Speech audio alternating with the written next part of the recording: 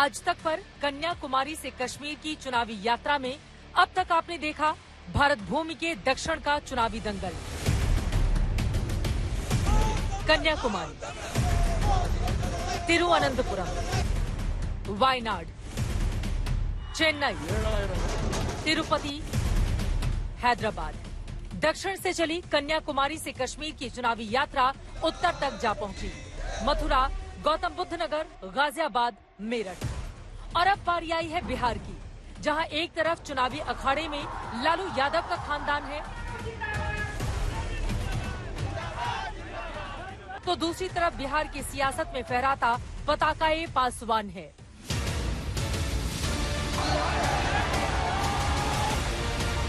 और इसी चिराग पासवान के साथ आगे बढ़ी आज तक की चुनावी यात्रा, जहां बिहार की भूमि पर लगा था बाबा चौहरमल की याद में पासवान मेला। पासवान समुदाय के विशेष मेले में हजारों हजार की भीड़ के बीच एक धार्मिक मेले में सत्ता के धर्म से सियासत के कर्म तक की बात चिराग पासवान से हमने की। बिहार का तापमान दिन में तो चढ़ा रहता है, लेकिन रात में आप देखेंगे लोगों के हुजूम की वजह से तापमान गिर जाता है। एलजेपीआर के मुखिया चिराग पासवान हमारे साथ मौजूद हैं। पासवानों का मेला लगा हुआ है और चारों तरफ लोगों का सैलाब है।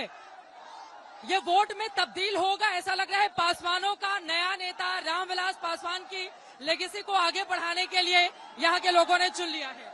चुनौती खत्म हो गई। ये मेरा परिवार है, मैं वोट बैंक की राजनीति में नहीं मानता। ये लोग मेरे साथ तब भी खड़े थे चित्रा जी, जब मेरे साथ कोई नहीं था। मेरे अपने परिवार के लोगों ने जब मुझे धोखा दिया, उस वक्त भी इन्होंने ऐसे ही मुझे सर आंखों पे बैठाया। और यही प्यार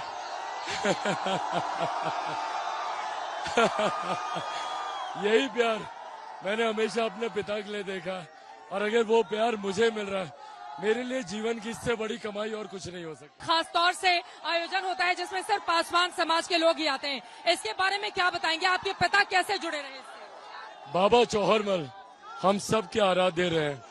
खास तौर पर पासवान समाज से आने वाले लोगों का हम लोग मतलब भगवान देवता की तरह उनकी आराधना करते हैं, उनकी पूजा करते हैं।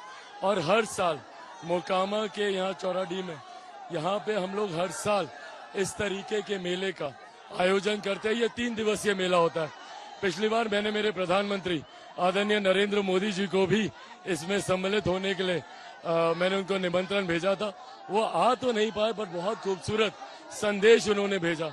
मेरी इच्छा है, पापा की भी इच्छा थी, वो भी लंबे समय तक प्रयासरत है कि इसको, और आप देख रहे हैं किस उत्साह के साथ लोग इसे मनाते हैं, इसको राष्ट्रीय मेले का इसको दर्जा प्राप्त होना चाहिए। उसके लिए हम लोग प्रयासरत हैं। 2020 से मैंने आपका एक अलग तरह का संघर्ष भी देखा है। जहां तक हाथ ये हिलाएंगे वहां तक लोगों का सैलाब भी उमड़ा हुआ दिखाई देगा। मेरा ये सवाल है, ये जो भीड़ है ये क्या पूरी तरह से वोट में परिवर्तित होगी आपके लिए? मैंने वही कहा, ये वोट बैंक की राजनीति मुझे नहीं पता, बट आप बताइए ना, आपको नहीं लगता कि होगी ये? मतलब कोई एक हाथ मुझे बता दीजिए जो ना हिल रहा हो, कोई एक मुंह जो आपको प्यार से आवाज ना दे रहा हो, तो ऐसे में कैसे नहीं ये साथ देंगे मेरा? क्या ये अपने चाचा को भी ताकत दिखाने की कोशिश है? एक तरफ तो आपकी जीत हो गई, पूरी की पूरी सीटें 6 आपको मिल गई, ऊपर से अब ये जो पासवान समाज है उसको आगे ले जाने के लिए क्या अपने चाचा को और अपने भतीजे को एक ताकत दिखाने की कोशिश भी है चिराग पासवान? नहीं, बिल्कुल नहीं। मेरा भतीजा नहीं, उन्हीं का भतीजा भी है, उन्हीं का। ये मेरा भाई, किसी को भी नहीं। ये वो परंपराएं हैं जो मैं निभाना चाहता हूँ, जो पापा ने दशकों पहले शुरू की।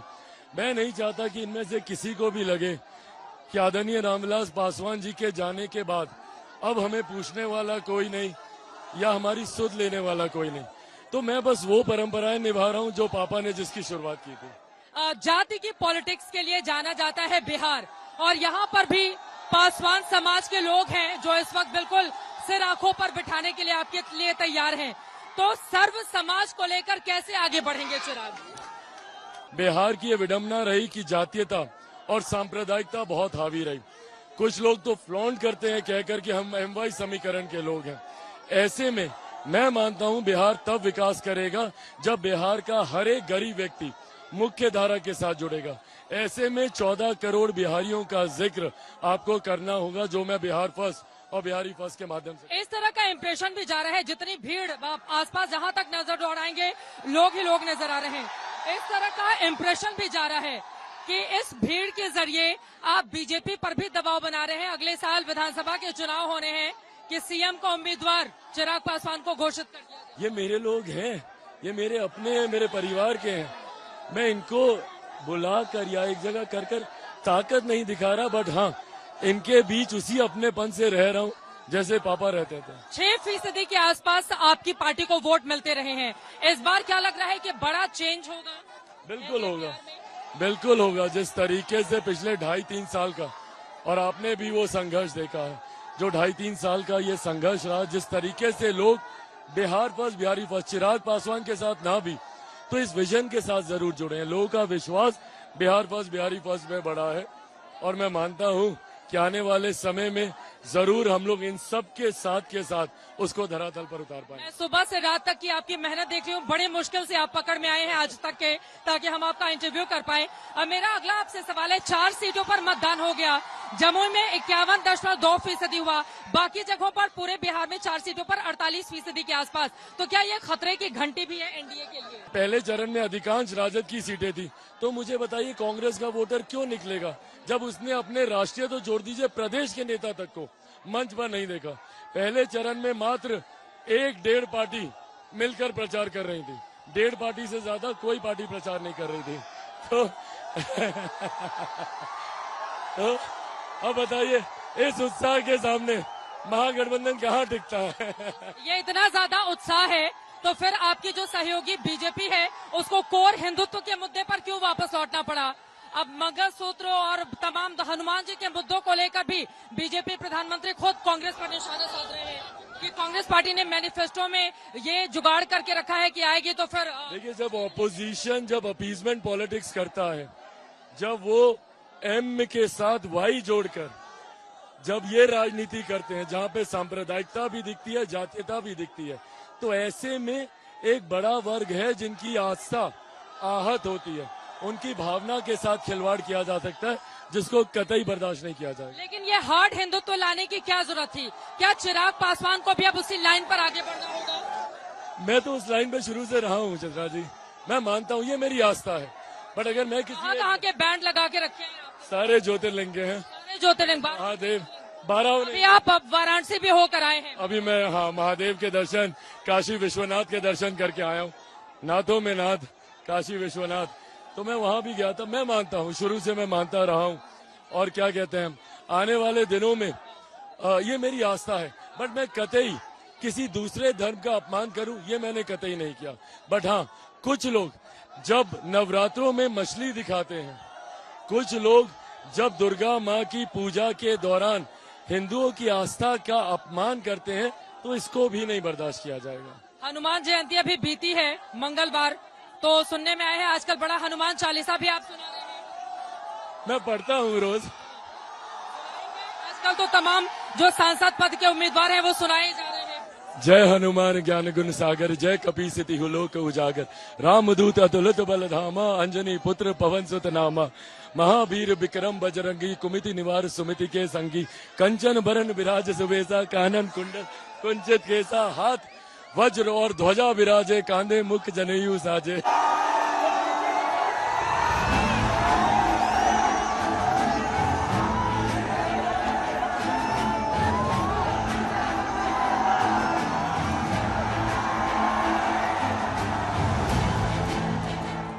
कार के ऊपर चिराग इंटरव्यू दे रहे थे और सैकड़ों लोग उनका सम्मान करने के लिए आतुर थे।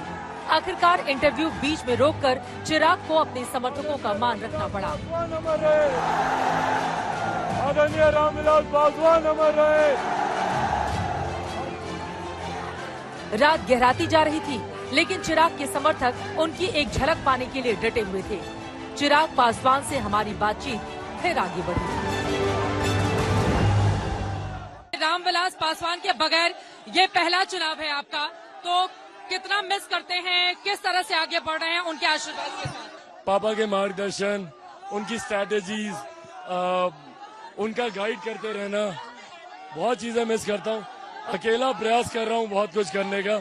उनका आशीर्वाद जहाँ कहीं भी होगा वो दे रहे हैं, ये मानता हूँ। जो पासवान समाज का मेला लगा हुआ है, बहुत सारी दुकानें हैं, खरीदारी करने के लिए अपने पिता के साथ बच्चे आते हैं। कभी आपको रामविलास जी इस मेले में लेकर आए थे जब आप छोटे थे? क्या यादें जुड़ी हुई हैं इससे? इस पर्टिकुलर मेले की तो नहीं है, बट हाँ पापा के ननिहाल में, कुशेश्वर स्थान में, शहर बन्नी में जहाँ पे उनका जन्म हुआ, वहाँ पे ऐसे छोटे छोटे बाबा चौहरमल के ही मेले लगते होते थे। तो वो उसमें पापा मुझे लेकर जाते थे। और हाँ, ये छोटे छोटे खिलौने, चाबी से चलने वाले और वो फूंक मार के बलून जो बन जाते हैं, वो सब दिलाया करते थे। अब पिता नहीं है लेकिन चाचा, हालांकि वो चुनावी मैदान में नहीं है, तो उनको मनाने की क्या कोशिश हुई है? उनको चाचा जी को मनाने की चुनाव प्रचार करेंगे? कुछ माने हैं, नहीं माने, नाराज हैं? क्या चल रहा है चाचा बनी? मुझे नहीं पता, मेरी कोई बातचीत नहीं हुई। कोई बातचीत नहीं हुई कोई है। बातचीत नहीं। बीजेपी मध्यस्थता भी नहीं कर रही है कि झगड़ा सुलझा दिया जाए? बीजेपी ने प्रयास किया था, बट चाचा की तरफ से ही रिप्लाई आया था, नेवर नेवर नेवर। तो उन्होंने मन बना लिया। एक्चुअली दिक्कत ये ना चित्रा जी, उन्होंने मुझे कभी अपना बेटा समझा ही नहीं। एक बार भी अगर वो मुझे अपना बड़ा बेटा मान लेते ना, ये तकलीफें आती ही नहीं। अगर आज वो मुझे मान लेते कि मैं उनका अपना सगा बेटा हूँ, वो मुझे कभी ऐसे सड़क पे नहीं छोड़ते। बट वो कभी माना ही नहीं और शायद कभी मानेंगे भी नहीं। चाचा नहीं मानेंगे, लेकिन दूसरे चाचा हैं नीतीश कुमार, वो चुनाव प्रचार करेंगे हाजीपुर में? वो मेरी हर सीट पर आ रहे हैं। अभी खगड़िया का है तीसरे चरण में, फिर शांभवी लड़ रही है समस्तीपुर से, उसके बाद मेरा और फिर वैशाली है। समस्तीपुर में तो जेडीयू के दो मंत्रियों के बच्चे चुनावी मैदान में हैं, तो नीतीश जी के लिए तो मुश्किल नहीं हो गई? नहीं होगी मुश्किल। किसके लिए करेंगे प्रचार? तो यकीनन शांभवी के लिए करेंगे, क्योंकि जो दूसरे हैं वो तो कांग्रेस की तरफ से उनको प्रत्याशी बनाया गया है। अच्छा, हाजीपुर में आपके दो नेता रहे जो दूसरे महागठबंधन में चले गए, वो नुकसान करेंगे आपको? आज की तारीख में चित्रा जी मैं नहीं मानता। दो धुरियों पर ये चुनाव चल रहा। एक तरफ महागठबंधन है जिनकी कोई नीति नहीं है, जिनका कोई नेता नहीं है। वहीं दूसरी तरफ हम लोग का एनडीए गठबंधन है जिसका नेतृत्व मजबूती से प्रधानमंत्री जी कर रहे हैं और साथ में हम लोग विकास के एजेंडे के साथ आगे बढ़ रहे हैं। तो ऐसे में कोई तीसरा कहीं पे कोई सेंधमारी कर जाए, मुझे लगता नहीं। 2019 में भी ऐसे कई चेहरे सामने आए थे, पर 19 में भी हम लोगों ने देखा मात्र 3 पार्टी होने के बावजूद हम लोग 40 में से 39 जीते। आज तो हमारी ताकत बढ़ी है।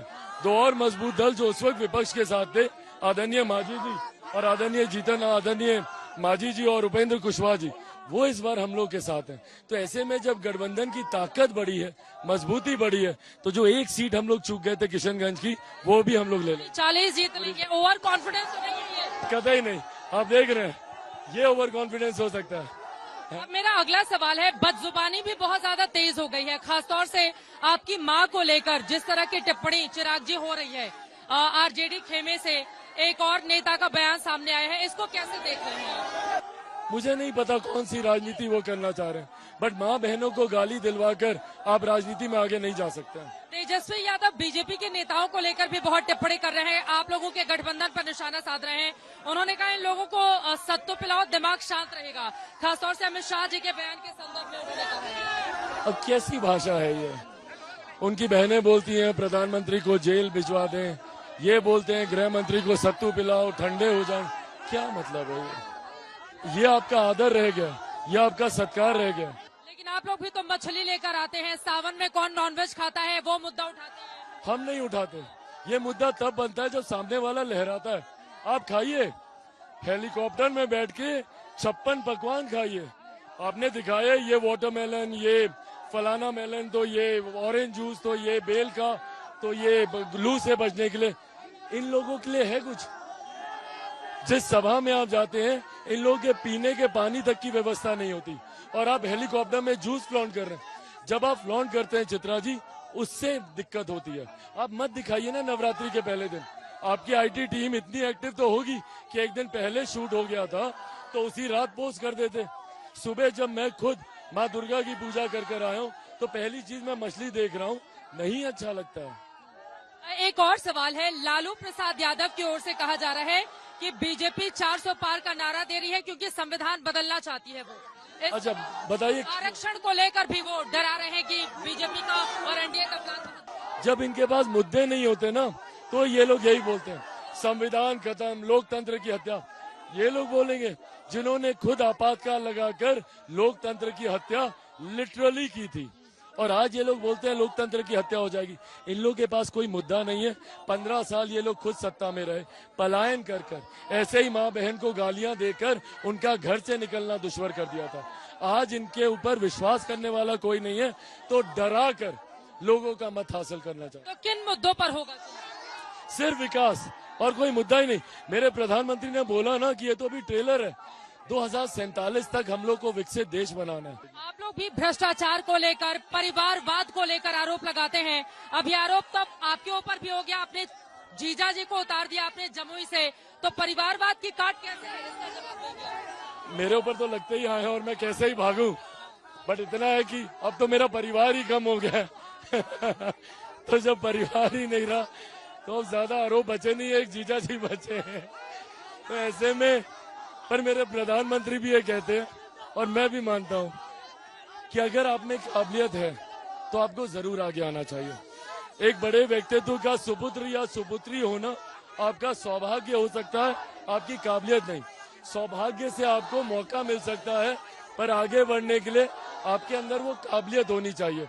मुझे ऐतराज परिवारवाद से तब होता है चित्रा जी, जब 2-2 बार आपकी बेटी चुनाव हार जाती है एक कार्यकर्ता के सामने, तब भी आप तीसरी बार उन्हीं को चुनाव लड़ाते हैं। ठीक है, अब आखिरी सवाल। 1977 में 4.25 लाख वोट मिले थे रामविलास पासवान जी को। 89 में 5 लाख से ज्यादा वोटों से जीते थे, जो मार्जिन था। इस बार का मार्जिन चिराग पासवान के लिए क्या रहने वाला है, अगर इतना ही आत्मविश्वास भरा हुआ है हाजीपुर को लेकर? इतना जरूर कहूंगा कि पापा ये कहते थे कि एक पिता को खुशी तब से ज्यादा तब होती है जब उसका बेटा या बेटी उससे आगे निकल जाए। ये ईमानदार प्रयास जरूर करूंगा पापा को खुशी देने के लिए। पापा कहते हैं बेटा नाम करेगा और बेटा हमारा ऐसा काम करेगा। ये गाना तो बहुत पुराना है, लेकिन चिराग पासवान अपने पिता की उम्मीदों पर खड़ा होने की कोशिश कर रहे हैं। लोगों का हुजूम भी है समर्थन में। जहां तक हमारी गाड़ियां जा रही हैं, ऐसा लग रहा है कि जब तक गाड़ी के छत पर हम बैठे रहेंगे इसी तरह की भीड़ बढ़ती रहेगी। अभी के लिए दीजिए इजाजत। चिराग पासवान के दावे में कितना दम है, इसके लिए करना होगा हमें थोड़ा इंतजार।